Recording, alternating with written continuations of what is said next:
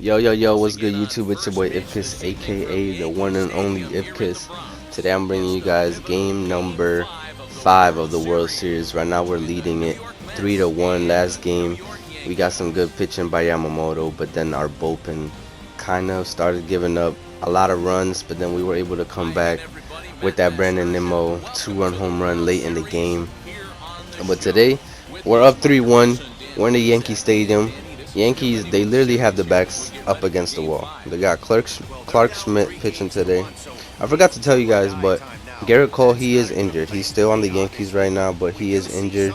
He's out for the rest of the season, so he wasn't able to pitch, I think, throughout the whole postseason. So it's kind of impressive that the Yankees got to where they are right now without Garrett Cole. But today we got Matthew Allen pitching, and I don't really, I didn't really know what to expect from Matthew Allen here, because throughout the whole season, I brought him up by around January, around, I believe it was March. I brought him around March or April, once David Peterson got injured for 2 years, because David Peterson, he got injured twice. He got injured around April for 2 months. So I brought up Matthew Allen. He made his debut and he didn't do good at all. I still let him pitch just because there wasn't really anyone else that I would rather pitch at the moment. I was like, okay, it's his rookie season, might as well call him up. He's already an 85 overall with a potential. The only thing that I really can't stand for Matthew Allen is his BB per nine. His BB per nine is all the way in the 40s, and if your BB per nine is it's not more than, let's say, 65, 70 around there, you're gonna give up a ton of walks, and that's exactly what happened in this game. The first inning, I believe he walked the batter, but after the second and third inning, that's when he couldn't find the zone. His first start was pretty good. He had an ERA of 1.50 with a WHIP of 1, and he only allowed 4 hits, which is pretty impressive. Knowing who he is, he allows a lot of hits, and he doesn't. The thing is, he could get you to a 2-2 count, 1-2 count, 0-2 count, but he just can't finish it. His BB per nine won't allow that because he would just start pitching so many balls out of the zone. Look at another count right here, second inning, 3-0 already. I don't know why he would swing 3-0, but it worked out for him. Polanco went into second for a double, but every count right there, every count, it was like he was 3-1, 3-0, 3-2. Back-to-back walks right there to Stanton to load the base in the first inning. So in this game, I didn't trust him that much. I kept him in. I still kept him in. I was like, you know what? Maybe he'll get it together. Maybe by the second inning or third inning, he'll start getting it together and finishing those 1-2 counts, those 3-2 count, those 0-2 count. But he just wouldn't do that. There's another 3-2 count right there. I just feel like he needs to develop more in the minor leagues.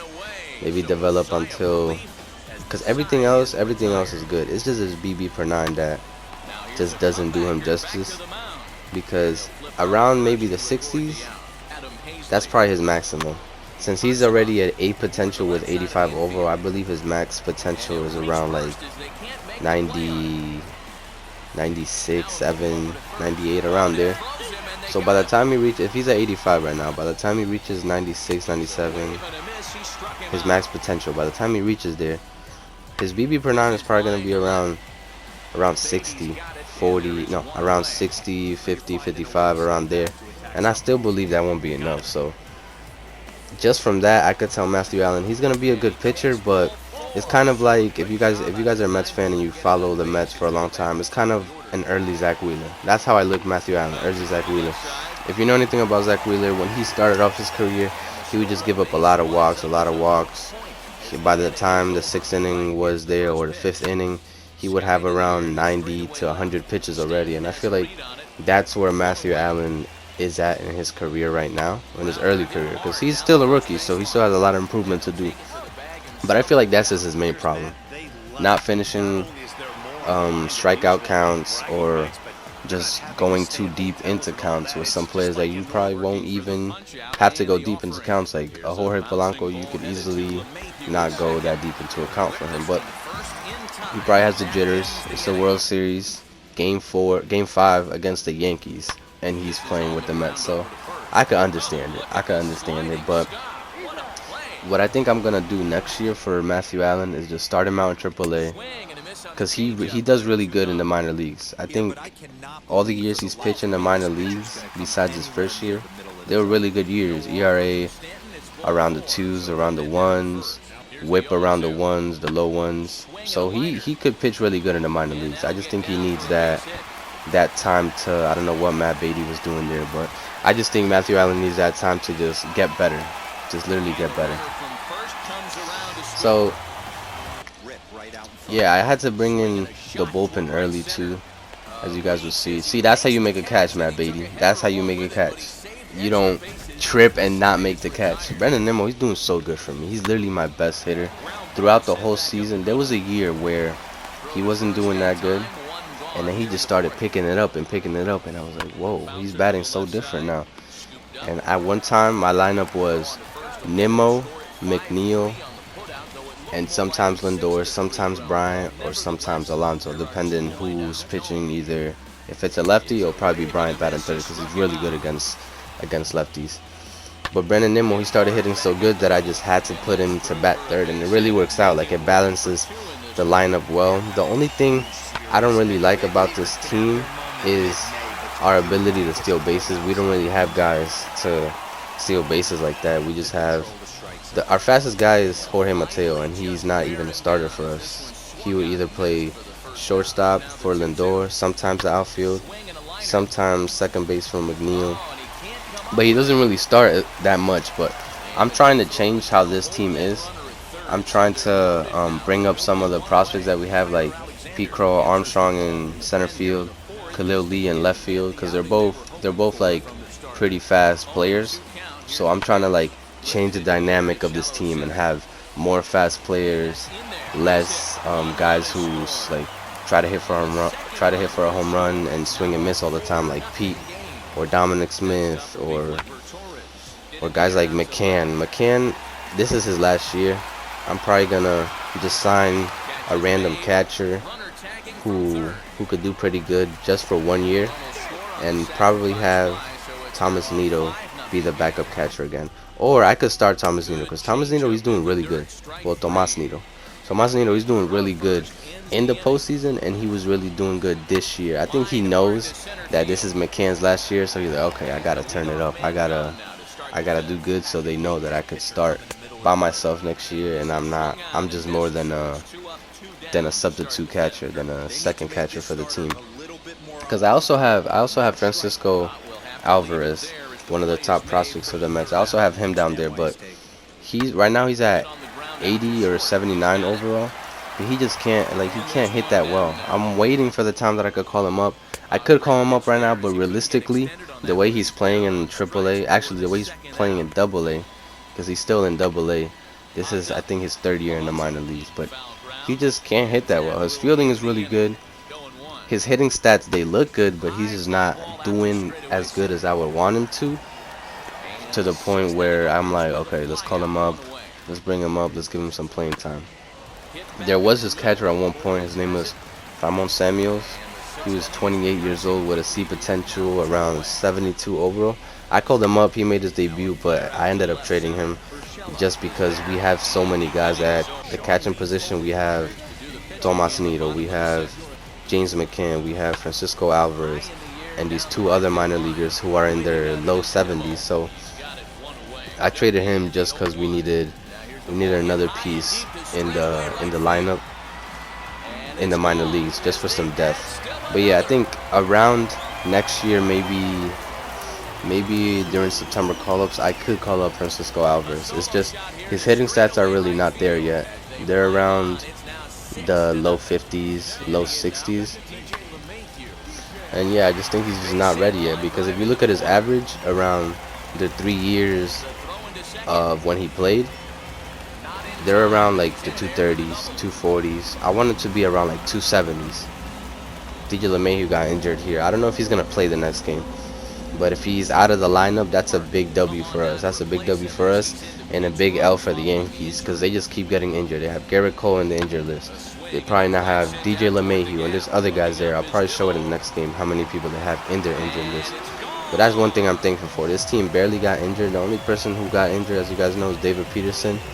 That would have been a big help in the World Series, but I feel like, not that we don't need him, but I feel like we have enough depth in this organization to just bring up guys and be like, okay, you take over him, you take over him, you could play over him. But next year, I think that's gonna change, because we have guys like Pete Alonso, who this is their contract year. Jeff McNeil, this is their contract year. Nemo, it was his contract year, but I signed him to a 2-year deal. It was also Syndergaard's contract year, but I signed him to a 6-year deal. I just had to. I couldn't let him go like that. I still believe he could be a Met in this point in time, in this universe, in this game right now. But in real life, he's a traitor. He left. He said he was gonna sign with us, and then he just ended up leaving. I don't understand that. How are you gonna say, hey, yeah, I'm expecting to sign with you guys, this and that, I love the fans, love the Mets, and then you just go to the Angels? How are you gonna do that? I don't understand that. But either way, in the franchise with me, he's doing really good. He actually won the Cy Young last year. The last 3 Cy Youngs were Mets players. It was Jacob deGrom, then Jacob deGrom again, then Noah Syndergaard, and now I think it was Jacob deGrom this year again. So our pitching, this is literally our best. This is the best part of our team, the pitching. If we look at like every year that we play, 2021, 2022, 2023, and 2024, our team ERA has been around the low 3s to the high 2s. And that's really good for an entire team. That's really good. The only thing of our pitching is the bullpen. Sometimes it could get shaky. I remember 2023, Edwin Diaz had the worst year of his career. Yeah, the worst year of his career, counting all the other worst years that he's probably had around there. Because, you know, Diaz, sometimes he could have the best year of his career, and then the next year it's like he's Jose Valverde from the Tigers when his career was literally done. He had like a 5 ERA at one point. At this point, guys, I don't even know what I was doing here. I think I just gave up. I was like, fuck it. The Yankees are probably going to win either way. I shouldn't have done that. I could have come back. Matt Strom comes in the top of the 9th. No, bottom of the 8th. Matt Strom, he did pretty good for us this year. I didn't expect him to start the year in the MLB. But since we have lefties in the minor leagues that still haven't gotten any like actual play in the MLB, I decided to bring him up because he's low-key, he's like a veteran at this point in his career in 2024. Which is pretty funny because we faced him off a lot against the Padres when we were in the postseason, I think last year and the year before that. We used to face him off a lot. But I think after this year, the only way I'll bring him back is probably for some depth, leave him in the minor leagues and have other lefties, because I do have other lefties in the minor leagues. The only thing is they never really played before, so it's kind of like, are they gonna do good, are they not gonna do good? But I'm probably gonna, either I'll bring Matt Strom back or I'll sign another veteran lefty from the pen who could do really good around this late age in his career. But yeah, guys, the game's over. We got beat 8-0, 8-0. Next game is gonna be Jacob deGrom against Blake Snell again. I'm going to want to end it right there because I do not want the game to go to, I do not want the series to go to a Game 7. I want to end it right here, right there, Game 6 in the Mets field, because all of my World Series, they've been away. I've never won a home series with them, so this will be the perfect time. Yankees, Mets, home game for the Mets. This will be the perfect time. So yeah, guys, hope you guys enjoyed the video. I'm going to be releasing more videos every day. I'm going to try to release more and more. Until MLB The Show 22 comes out. And once MLB The Show 22 comes out, I'm going to be releasing a lot of videos, tips videos, how-to videos, Road to the Show, Diamond Dynasty, franchise. I might even try March to October, just like a little series here and there. But yeah, guys, I'm trying to really get on this YouTube grind, get on this MLB The Show grind, and get on this everything grind, because I'm grinding in everything. I hope you guys enjoyed the videos. Leave a like, subscribe, and thank you for watching.